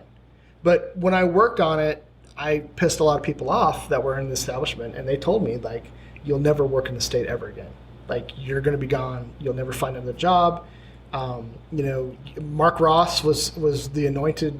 He was a congressman in the 3rd District, and he's a Democrat, and he was like the co-leader of the Blue Dog Coalition. And one of his chief of staff told me, like, you're leading like 10,000 people, you know, to petition this guy to support Obamacare, and it's gonna come back on you, you know. And so, yeah, I mean, I basically burned all my credits and bridges, and I had to leave town. And so, not only did I lose my job after that was over, but my wife lost her job and got fired. She was working for the University of Arkansas, and so we ended up moving out to Memphis, you know. So that's how that happened. But, Memphis is awesome, though. yeah, I mean, so yeah, she got a job with a you know, working for a place one of the hospitals out there, and it was actually in Mississippi, and so we lived in Mississippi for a while, and then we moved to Memphis. So Yeah, that's like, Chris. Yeah, I've been to Memphis and Nashville, and it cracks me up. Like, I'm always like, I'm usually the opposite of everyone, because Yeah. like, they're like, which one did you like better? And I'm always like, I like Memphis, and everybody's like, I like Nashville because like all the live music. I'm like, dude, the just tons of food is like yeah. 10 million times fucking better in Memphis. So it's crazy because, like, if you ask anybody, like, what's the biggest mistake I could make, and they're like, open a country bar in Memphis. That's just Memphis is rock and roll. Nashville's country. But so that's yeah. maybe that's why most people are always like, I like Nashville better, and You know, I'm not a country person. I think because it's country, a lot of people assume that Nashville is more conservative, but it's not. I've actually been in a bar in Nashville, and there was a guy that was talking shit about the Dixie Chicks, and a girl came over there and poured her beer out on his head, and Good for her. and then Goodbye, Earl. and then and then the bar manager kicked the guy out and bought the girl another beer. And then they all played Wide Open Spaces on the bar, and everybody in the fucking bar sang. They should have played Goodbye, Earl. Right. Yeah. I mean, it was, yeah. And so, I mean, Nashville is really progressive. Or I mean, I'm not ready to make nice. Yeah. I know, I mean, there's so many to choose from. But the chicks are well respected. I mean, Taylor Swift is very progressive as well. But Memphis. Well, the only one I thought of was like, I'm like, all right, I went to, when I was singing in Tennessee, I'm like, I visited Memphis, I visited Nashville. Mhm.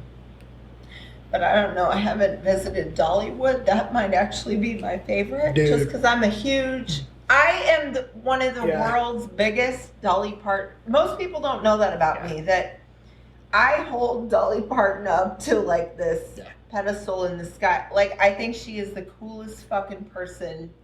Like, and she's a really good person. Yeah. What most people don't know, folks, if you've had the Moderna vaccine, Dolly She's Parton gave $1 million for it, and when she did it, she said, because I have the money to do so, and everyone in my position should have done the same thing. And I was like, you are literally one of the best people. The only other thing that I'm going to ask about the whole Dolly Parton situation, I'm a huge fan of Grace and Frankie, which Grace and Frankie, both of those gals were in 9 to 5. Right. When are you going to have the episode where Dolly Parton guest stars on the show. That's what I am waiting for. I religiously, right when the new season comes out, go and binge watch the show to find out if there's an episode with her in it. When is it happening? The crazy thing about Dollywood is probably the most redneck area of any of the, like, there's Nashville. Pigeon Forge? Yeah, it's Pigeon Forge and Gatlinburg. I mean, that is like, it's redneck. Like, you're driving up there and all you see is guys in blue jeans and mullets and Western hats and trucker hats. Well, it wouldn't surprise me because she said, like, and I know a lot of stuff about Dolly Parton. So she said that she had bought her old childhood home where she grew up in, and she did it because she's like, there's something about peeing off the porch when you're a girl. And she goes, you just go outside and you pee right off the porch. Yeah.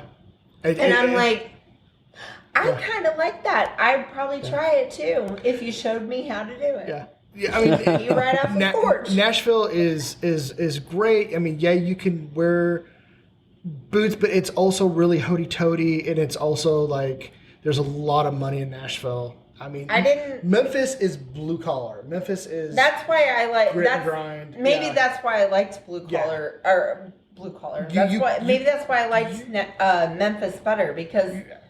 If you go to Memphis, I felt more at home in Memphis than I did in Nashville. Like Nashville, there are the elements to it where it's like there's some like stuck-upness. Everyone's trying to make a buck in Nashville. I mean, everyone's trying to, like, I think part of like there's like an old hotel there that got bought, and to even go in there, it's like $80 so you can even walk into it. And I mean, it's everything's just like. It's just, it's just ridiculous. Memphis, on the other hand, you can walk into a place and like Tom's Barbecue. Tom's Barbecue is like right down there where it's like right next to, there's 4 or 5 union halls.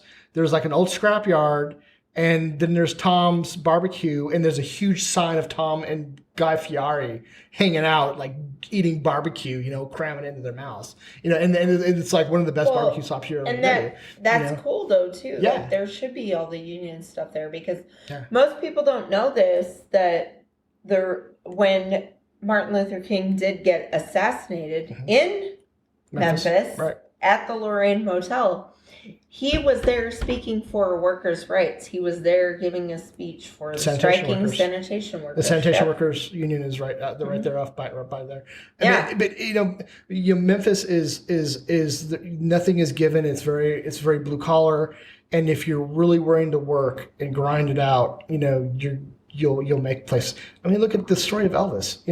One of my favorite Elvis stories is about he passed this clothing shop every single day and would look at the windows, and and one day the owner of the shop came out and was like, come on, why don't you come inside, and Elvis had these shoes that were all busted up. They're these loafers and they were coming apart, and the guy was like, you know what, why don't we get you fitted for a suit? And Elvis is like, I can't afford this, I don't have any money. I mean, he was a poor boy, and the guy's like, you know what, I tell you what, the suit's on me. If you make it big, you know what, come back and buy from us. And Elvis did. He had the guy came back and made him. Elvis had him all of his costumes, all of his suits, all of his costumes, everything. He went to this one guy, and he was extremely loyal from there on out. But that's like a Memphis story. That's like again, where you can go there with nothing, and you can make something happen. Oh yeah, I went to Graceland too when I went there, and it's not impressive, right? Like, I mean, it's actually like it's nice, but it's not like what you expect from like somebody who's like the king of like a genre. You could see how it was like a really good house in the day. And you know what? Honestly, like, I loved the house because I live in a really weird house that I remember walking through the hallway where there's carpeting on the walls, and I'm like,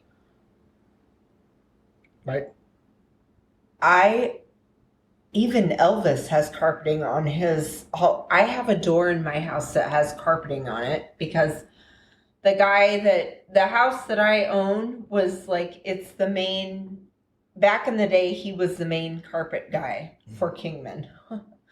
So I was like, I thought it was cool. I thought the house was cool. The thing that I hated about Graceland, and I'll say it, was like, I didn't like that they tell you right when you go into Graceland the reason that you're not allowed to go upstairs is because that's where Elvis died. Okay, I get that. I get that part. But when they show you, when you walk through like his Hall of Fame and whatnot, and all of his, when Elvis was famous, like, they don't show you any of the later Elvis. Like, they want to keep the facade of like young, beautiful Elvis. And I didn't feel that it was like really real. Like, all of the jumpsuits were like little teeny tiny, and we're like, dude, They don't want to. we They all don't know. They don't want that to do Fat Elvis. No, they didn't do any of that. And I was like, this Sweaty is Elvis. not his entire life, though, you guys. Like, this, they just showed the part where he was, like, beautiful, and they tried to forget all the other stuff. He's and I was like, popping handfuls of, like, amphetamines and stuff. Yeah, and it didn't seem real to me. Like, I was like, because we all know what happened to him. Yeah. So it didn't seem real to me, so that bothered me. What happened to him was he died on the toilet taking a shit.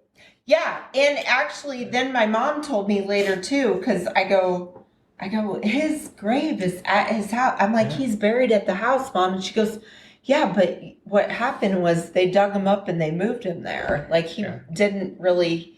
She was like, he wasn't really buried there. They dug all of them up and moved him there before Graceland. Both of you probably aren't old enough to remember this, but I remember my mom crying on the day he died. Yeah. Everybody. I mean, everyone had like an Elvis story, you know. And I mean, the guy again, he spent money like crazy. I mean, he bought people brand new Cadillacs that he met, and he felt like he was like, you know, thank you, you took really care of me. Oh, they talk about that here's too. The keys of my how Cadillac. he like helped people out, like. I mean, all but along he the just way. never had a sense of money. I mean, he didn't understand like how it worked. He would do just crazy stuff. There's that other. I don't know. He just became enamored with. He met a guy that worked for the Secret Service and it became enamored with the fact that if you had a Secret Service badge, you could pretty much do whatever you wanted. And went to Richard Nixon, and Richard Nixon was like, look, I really need to have one of these badges because I feel like I need to be able to do some stuff. And like Richard Nixon. And they're like, yeah, you can't do that. And Richard Nixon's like, I'm going to allow it. And of course. And so Richard Nixon pardoned a lot of people he probably shouldn't have. So Richard Nixon did one good thing, and that was it. So Richard Nixon, so he gives Elvis the story, and so Elvis meets some guy on the street and tells him to come back to his house and hang out. And while the guy's there, the guy ends up stealing like $5,000 worth of Elvis's shit, and then tries to jump a plane and get out of the town with Elvis's shit. And while they're taxiing on the runway, this Cadillac comes out of nowhere with Elvis in it, with the badge, showing the pilot the badge to pull to basically shut the plane down. And they do it, and Elvis gets on the plane. It was like, hey, motherfucker, you got my shit. You know, and the guy's like, yeah, I do. Here it is. You want it back?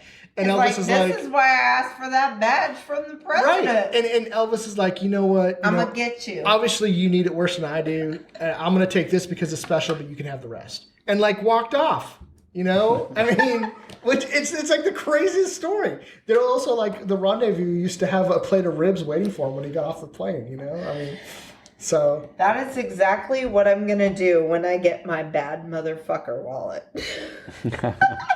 You gonna show it?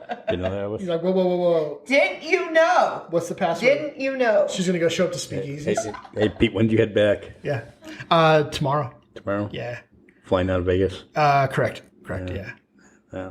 It's too bad, man. We could do this fucking all fucking night. Yeah. I know. We could like have a sleepover and talk like old college girls hanging out again. Yeah. So give us some plugs before we go. Oh, so Bootsie's, we are now 100% Prime on Amazon Prime. All of our products are on Amazon Prime. We're actually Prime preferred. So the Prime is giving us the so you we're only Prime choice. So that means you only go through Prime. So does that mean that they're like, we only want you to sell here? So but you can sell like in local stores. So that means that we've sold enough, and Amazon has got enough feedback that they are personally recommending our products for Bootsies. Oh. Yeah. And Well, you're welcome, Reality I Redemption. know. Just Thanks, kidding. guys. I 1 know. year anniversary. Yeah. I'm Yeah. kidding. Yeah. We always like to take credit for things we don't do. Hey, and we do have a lot more listeners in LA now than we do in Kingman. So there's that. Get the Bootsies Delta Funk. Yeah, in Croatia, maybe we'll sell something there. Yeah, That's nice country. Mediterranean. We're our long-term plans are we're going to probably open up and start selling in Canada and in Mexico via Amazon. Our white barbecue sauce was named the #1 white barbecue sauce in all of America by Inside Tailgating. That's the third year in a row. Super good, guys. The third time we were featured on Yahoo Lifestyle as the best white barbecue sauce, and now this is another. That was the first one I bought. Yeah, and it's like, it's a classic. Like you don't want to go without it. And so many people have never ever had. They don't even know the concept of white barbecue sauce. They've never had a white barbecue sauce, and we just happen to make And it the goes best really white good with barbecue sauce. fish. Yes, like it does. seafood. Chicken, fish. Yeah, it was actually the first one I've tried. Yeah. Yeah. I mean, it's like a curiosity. I mean, but that's awesome, man. I'm just so thankful that you guys were, that's something that was able to segue you guys into the realm of barbecue. Yeah, and I try to keep fully stocked on everything now. Yeah. I know. West of 3rd if you're in Kingman. That's right. Yeah, they check them out. For They do such a great our, job. for all of our local folks, you can get all of Peter's spices, sauces at West of 3rd. Visit Sarah. You could until today. They're sold out. But oh yeah, you can't right now. You're gonna have to wait like 2 or 3 days to get this stuff. Maybe a week. We're gonna have to UPS it over. Overnight. Yeah. Overnight. Yeah. Next there. That stuff's expensive. Third day. I know. West of 3rd. Also, my daughter was there, and she absolutely fell in love with the jewelry. Like they've got these amazing like turquoise and like amethyst, like these big old purple amethysts that are there, and my daughter's just like, I want this. I'm like, oh. Sarah has great stuff, and also the lady whoever the lady is that makes the chocolates for Sarah's place, the baker. You are my favorite person in Kingman. Like quite honestly, like she makes these. I don't know if you got the chocolates that are You should have bought some for Lucy if you didn't. Yes, I saw them. I saw them there. Fucking amazing. Lucy, they're like the best chocolates I've ever had in my life. Lucy is 10 years old, and she totally ransacked that place. Yeah. She found like postcards. She got jewelry. She even got the love understanding. Love glasses. Yeah, the love glasses that were part of the love campaign. Those are Tara's glasses. Yeah. Tara J. Yeah. Yeah. She's been on our show twice. Yeah. So Tara, my daughter loves your glasses. She's rocking. Yeah. Those are what I wear at work all day long. They're always like, I love your sunglasses. I would also, while we're talking about that, I would also like to give a plug to this great Western store. We found out when we got to Vegas, my daughter loves wearing Western clothing, that almost all the Western stores in Vegas no longer stock kids' clothing. You have to order it online. The one exception is that we found a place called Rodeo Western Wear, and it's the only Latina owned Western store in all of Vegas. It's in North Vegas, but they do an amazing job. And they carry children's clothing. They're at the store, and they put up with my daughter trying on almost every single pair of boots that they have in the store that fit her. Good job, Lucy. Yeah, they did, and so I mean, they're super awesome. And she bought a brand new shirt. She got some boots, and they're really wonderful. And they're like everyone else, you have to order it online, but they're the ones that actually keep it in stock, and they're trying to grow. It's funny because our Uber driver was like, you're going to North Vegas, right? You know what's in North Vegas, right? You really know what's going on here? I'm like, look, I know North Vegas, man. I grew up out here. And You're so like, he's I'm not going to die. Hello. Yeah, you might. We're North Vegas, yeah, But anyway, now you won't die at Rodeo Western Wear in North Vegas, that's for sure. You're going to get some boots and maybe some spurs and some seriously awesome hats, so. Yeah, I don't know. Maybe I'm more optimistic than a lot of folks because I'm always like, dude, no, just take me there. Yeah. I know where I'm going. Let's go. Yeah. But I mean, I've hung out in South Phoenix before. Well, I mean, because that's where we have to go to date. Yeah. We got to go to Vegas to date. Right. Yes. Yeah. All right. Anyway, we'll wrap this up. Dude, not only is this our 1 year anniversary, this is by far the longest podcast we've ever done. It's been like 2 hours, Yeah. right? I would like to leave you with this. DC has made a announcement that Batman does in fact go down, and he likes doing it, and he licks the shit out of it. That's an official statement. Okay. Well, and on that note, though, how awesome is Loki? Have you watched it yet? It's amazing. Loki's Amazing. Amazing. I haven't watched the second episode yet because I'm waiting to watch it with my kids. But I love the like they went with like almost like Brazil, you know, as like the bureaucracy. And I love the fact that again another Terry Gilliam show, because we started this off talking about Fear and Loathing in Las Vegas, which was also Terry Gilliam, and Terry Gilliam did Brazil. And Is Terry Gilliam also the guy that did Breaking Bad, or is that somebody else? no, that's I thought that Vince was Gilliam. Oh, Yeah. okay. Because I'm like, that name sounds familiar. Terry Gilliam was the only Are American. they related? No, but Terry Gilliam was the only American that was a member of the Monty Python troupe. Oh. He directed okay. Time Bandits. Okay. Remember that show with the little guys?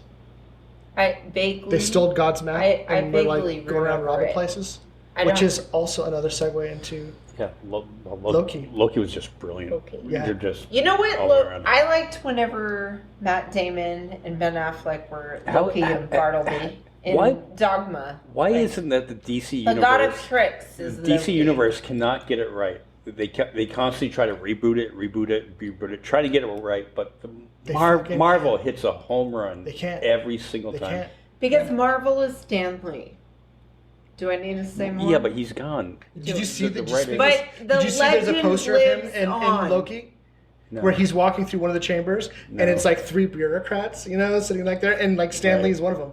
He's like right in the center. I didn't catch Yeah. that one. You can't get any fucking cooler than Stan Lee. I'm sorry. No, he was ab- a or the bad guy- motherfucker. Absolutely, and just Disney Plus and Marvel Okay, crush well, it don't even. every single time. I was gonna say, if you go into Disney Plus, I'm like, Yeah. I mean, I love the new Baby Yoda. I can't even describe Right, it the in words. Mandalorian. But I hate the name that you gave him. Why in the fuck would Grogu? you give such a Grogu. beautiful creature the name of Grogu? That's such a dumb fucking name. I will only call him Baby Yoda. You know, I I'm also sorry. like Disney Plus. Baby Yoda. They brought back all the old Muppet Show moves. Yeah. Shows yeah, like all the Muppets.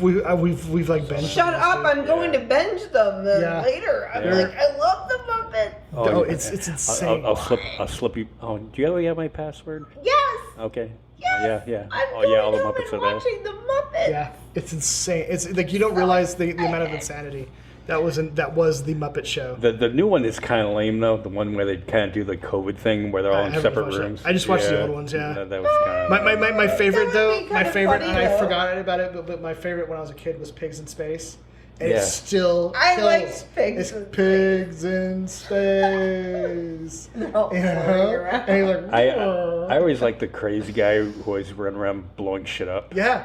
I Yeah. liked, and What was I his liked name? the two old guys that was sitting in the balcony. Oh, God. Yeah. Did you see the SNL? Complained Did you see the about SNL everything. skit? Did you see the SNL skit they did with the two old guys standing? No, but I fucking like those. Wardoff and Yeah, Wardoff and Stan. God. Yeah, I don't know exactly. Stan something. I like the Oh my hippie God, it was lady hilarious. too. The one with the blonde hair, the hippie lady that was. Always yeah, Janice. that was in the band. She was kind of like Jan- Stevie Wonder, but Janice. blonde. Yeah. Do you remember the name of the Yeah. band? No. Electric Mayhem. Oh my That's gosh. the name of Dr. Teeth. And Dr. You Teeth would and Electric win Mayhem. it like crazy trivia. Yeah. Yeah. No, I mean, but it's a classic, man. Electric Mayhem. You know, it's awesome. Such a Statler, and Statler and Wardoff. Yeah, Statler and Wardoff. Yeah. Yeah. You have to see that skit on SNL. I know. It's I'm gonna hilarious. have to watch it. I'll send it to you. Oh my gosh, there's so much for me to watch tonight after the podcast. Yeah, not tonight. It's getting late. I know, we gotta wrap Yeah, things we up. gotta shut this off. And Pete, I gotta go watch the Thank you Muppets. for coming over. Yeah, and I'm the sorry it crab took so long. cakes, Yeah. and for being The crab cakes dude. were amazing. No, and seriously, you've been one of the best guests we've had. Oh, hey man. Like thank you. like over the phone or tonight Yeah. here live. Yeah. It's Our been fun. all-time favorite. Stop it, going. Wow. Yeah. People We're might think making them offense. blush. We're making them blush. Yeah. Well, and I'll send you guys the recipe for the crab cakes, and Yeah, we'll And some of the mustard. we'll Yeah. post it on the social media pages. Reality Redemption. Be sure to download us, okay? So we can keep track of where this thing's going. Yeah. We're big in Download LA and us. Croatia. Email us. Tell us how much you love us or hate us. We're big in London too. We have a lot of listeners in London. London calling. Yeah. I want to go to London. Well, Hey, friends, we can go to the pubs. Well, if they download us more, maybe we can do that. We can head out to London. Do, Oh, do yeah, a that very would be special episode awesome. from London. That would be awesome. I cheerio, mate. All right. Don't discourage. Hey, and dude, thank you for everybody that's listened over the last year, and we appreciate it. Appreciate all the guests that we've had, all the listeners, and here's to another year. I love all of you. Yeah, all right. Love you guys. Okay, bye. Say bye, Pete. bye, guys. All right, okay, bye.